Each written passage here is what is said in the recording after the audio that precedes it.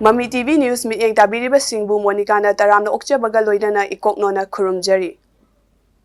Ngasi phongkhiba pauche singdagi Khomjinba Paodam sing laubirasi. Haukiba pungkun marida thokiba thodok wathok sing ahanbada poknafam pauche dagi laubirasi. Indo-Myanmar ki kilometer lising amaga satrukani fum doi sangba ngamkai sambal khanaba lepnare Amit Saha. Lanthok lansin yaroidaba ngamkai ama semgatpa haibasi Modi government ki lengdraba thabakni.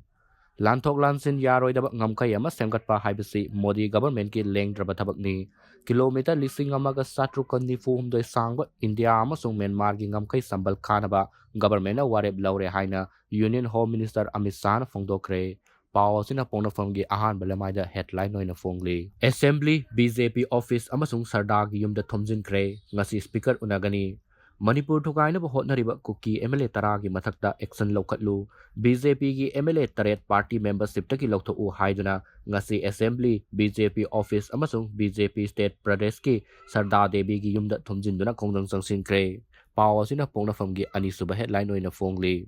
Kuki laloba singna moirang purel tumukok attack satarakre lengoi puba truck manga amangata thokre haukiba numit kharani tumin leirakhiba kuki laloba singna ngasi nungtil khangaudana Imphal East district ki moirang purel tumukok area da maitai khul singda akanba bom amasung nomai kapsinuna landa satarakre lengoi puba truck manga nomai kapsinuna amang ata thokankre hairi thodok thokpam dagi fangba pauna hai ngasi nungtil pung amarom tabada moirang purel area da leiba lengoi pekpam amadagi lengoi puduna lakpa truck manga kuki laloba singna nomai kapsinduna akai atoi thokanki tha sida matam loiragadoraba su asi makhatana sangdokpiranu nabasyam kuki lalolup amadi government anigi marakta sign tawnariba su asi satliba February tha sida matam loirabani Manipur asi laibak amo oina lainabagidamak su asi sangdokpiganu haina malem asida leiriba maitai singi mahu sinduna World Maitai Council Chairman Haikrujam nabasyamna phongdokre pausing asina pongnafamgi maruoiba pawoina phongli Makha tarakpada sana laipak pauche dagi laubirasi. NE state kayana yetlabasu border fencing khanaba Amit Saha na khanghankre. Indo-Myanmar border fencing da hybrid surveillance system hapkadori. Mizoram, Nagaland lenga kuki gi lupsing amasung nagagi tongan ba lupsing na yaningdaba phongdokpa leirabasu Indo-Myanmar border ki kilometer lising amaga chatruk ni fohumdoi sangba ngamkhai paring asi loinamak sambal khabagi thabak paikhatlagani. Masida Manipur amasung Arunachal Pradesh ki sarukta hybrid surveillance system gi khuthangda ngamkhai sambal khabagi thabak chathanaba thaurang leire haina Union Home Minister Amit Saha na phongdokre. Churchandpur Federal District ta electric phangkhidre ITLF More da laiba personal singda ising piraktaba nimit humni sukre. Kuki singna namna tariba Churchandpur amasung Federal District ta mai phangkhidaba chayol amarom fazilagle haina Indigenous Tribal Leaders Forum ITLF na phongdorakle. ITLF ki Media and Publicity in Charge Ginja Buljong na khuyak piduna thadorakpa cherol aman hai haukiba kumja lisingani kunhumdoi gi me ahumdagi kuki singna namna taba mafam singda hidak langthak yauna chana thaknaba amadi nongmagi changdaba yadraba polam sing khudingmak pusinba thingduna lakrabani masigi matung tha asigi amadagi Churchandpur fawbagi tingliba electric power line so maitai singna kakthat pikre masina maram oiraga Churchandpur amasung Federal District ta mai phangkhidre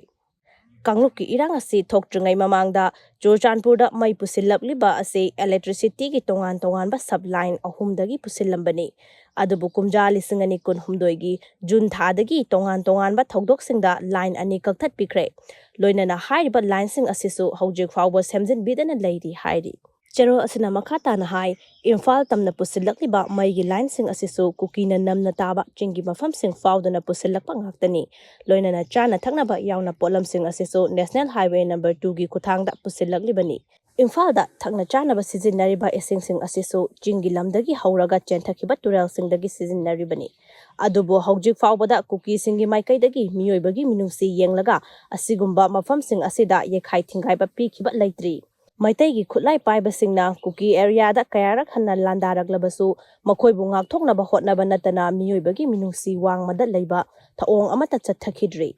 adubu hojikti chapchana pakhum piba matam oire haina su cherol asina makhatari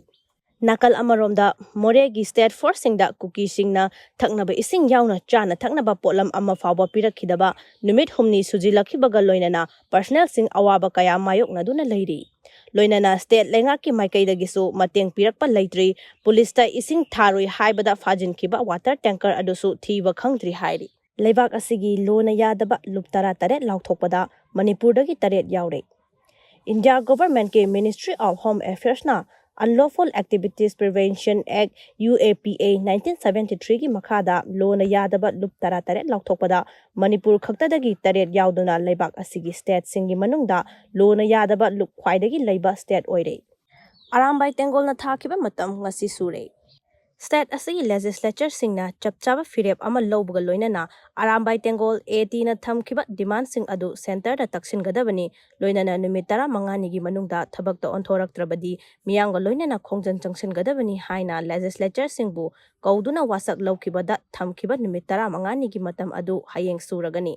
Hauzik fawada center na masak thokpa thabak amata paikhalaktriba maramna makhata na kari khongjang lakadage haiba achauba wahang oiri Makha tarakpada huye lan pau pauksedagi lawbirasi. Kuki lamhenba singna misam sing hanana ba honaba lepdri tumurokta lengoi pekpa miyoi sing nomai amasung bom kapsinduna pulap hatke toramle khol ngakpa singna handuna kapada kuki militant ama sokre mamang chahi me ahum dagi leptana chatharakliba kuki lamhenba singi tamthiraba lan manungda hauktak maichak piching amasung ningthok khong kha khunauda mapa macha aniyawna micha mari mari nongmaina kaptuna harkraba matungdasu kuki lamhenba singna khulai paidaba micham sing makha tana hanana ba honarakpada tumurok talaingoi pekchaba misam singbu nongmai amasung bom kapsinduna pulap hanana ba honaramle Thagdo asi ngasi nungthel pung amaga minute 10 rom tarakpada Imphal East ki Paodam police station na konba nongdam tangkhul khulgi manakta leiba tumurok ki lengoi pefam amada thokibani mafam asida lengoi peklaga truck sing da habliba miyoi sing amasung truck sing adubu thoriba driver sing amadi handleman sing pulap hanana ba honarambata natana truck taruk ki tayar sing amasung wheel seat sing da nongmai kapsinduna akai atoi thokhankhre Imagi mera thomi singi thongna handri assembly amasung thambal sanglen thomjinkhre Manipur thugaina bakuki singna makhoi gi tongan ba administration maset ama logani haiduna demand tarogli ba Manipur Legislative Assembly gi MLA tara gi mathakta assembly gi ethics and prevalence committee na hokhiba hauzik phawba lokhapam thokpa action sing lokhatriba karigino haiba demanda khongjang changchilakhiba imagi mera gi thongna phabi thomi singi khongjang Khongfam handabadagi ngasisu assembly amasung thamban sanglenda thomjinkhre Ngasigi oinadi Mami TV na Khomjinba Paodam sing matang asida loijare makha taba pawgidamak Mami TV bu mityeng taduna leibiyu mayambu amuka hanna khurumjari